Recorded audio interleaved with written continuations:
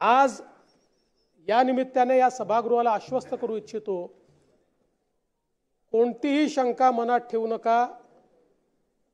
जी जी आश्वासनं आम्ही दिलेली आहेत, ज्या ज्या योजना आम्ही सुरू केलेल्या आहेत, एकही योजना आम्ही बंद होऊ देणार नाही। ज्या लाडक्या बहिणींनी महायुतीवर प्रेम दाखवलं,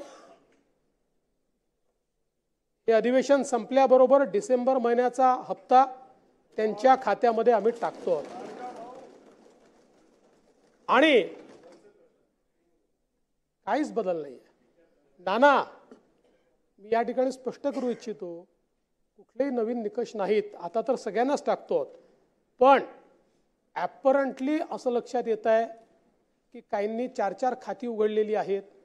तर जसं समाजामध्ये चांगल्या प्रवृत्ती असतात, त्याच्या काही वाईट प्रवृत्ती असतात।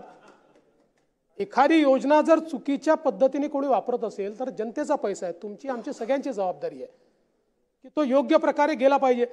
आता मागच्या काळात आम्हाला लक्षात आलं, माणसानीच 9 खाती काढली, आता त्याला लाडकी बहीण म्हणायचं कसं?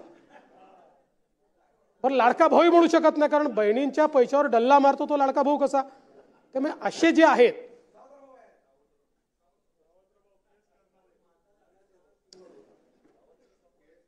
त्यामुळे शेतकऱ्यांच्या संदर्भात आम्ही दिलेली आश्वासनं असतील, युवांच्या